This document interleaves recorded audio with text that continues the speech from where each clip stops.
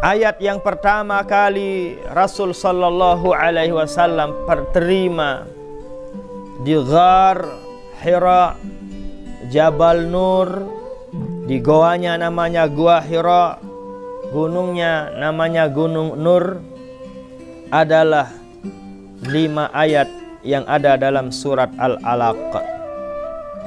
Ayat yang pertamanya adalah Iqra bismi rabbikal ladzi khalaq. Ayat ini mengisyaratkan kepada kita sebagai orang-orang yang beriman agar ikra, agar menjadi orang yang bisa baca, agar kita sebagai orang beriman menjadi orang yang berilmu. Ilmu untuk apa? Ilmu untuk bismi rabbikal ladzi khalaq, agar kita mengenal Allah Subhanahu wa taala yang menciptakan kita. Ayat yang pertama kali Rasul sallallahu alaihi wasallam terima bukan ayat perintah tentang salat, tidak. Bukan perintah tentang wudu, tentang nikah, haji, tidak. Tapi ayat yang pertama kali Rasul sallallahu alaihi wasallam terima adalah perintah dari Allah kepada Rasul sallallahu alaihi wasallam agar nabi kita menjadi orang yang bismi rabbikal ladzi khalaq, menyebut nama Tuhannya, mengenal Allah Subhanahu wa taala. Dari itulah yang pertama kali kita diwajibkan adalah mengenal Allah Subhanahu wa taala. Sebagaimana yang dikuatkan juga oleh Imam Ibn Ruslan rahimahullah dalam zubatnya, awwalu wajibin 'alal insani ma'rifatul ilahi bistiqani. Awwalu wajib, yang pertama kali diwajibkan alal insan, atas semua manusia, bukan hanya orang beriman, alal insan, bukan orang beriman, insan, semuanya.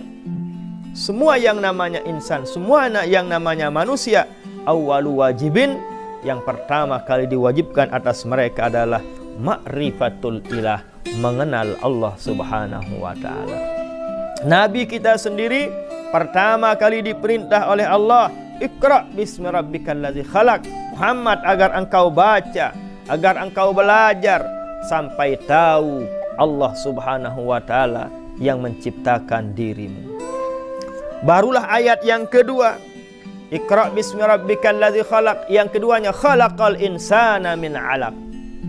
Perintah isyarat ayat yang kedua ini perintah dari Allah Subhanahu wa taala untuk kita mengenal diri kita sebagai hamba Allah yang Allah ciptakan kita dari alaq. 40 hari kita menjadi segumpal mani, 40 hari yang keduanya menjadi segumpal darah, 40 hari yang ketiga kita menjadi sebongkah daging. Inilah alaq, inilah ma'rifatun nafsi. Ini wajib kita mengenal diri kita sebagai hamba Allah Subhanahu wa taala. Inilah poin penting yang bisa kita ambil dari ayat yang pertama kali Rasul sallallahu alaihi wasallam terima dari Allah Subhanahu wa taala. Ternyata perintah untuk mengenal Allah dan perintah untuk mengenal diri kita sebagai hamba Allah Subhanahu wa taala.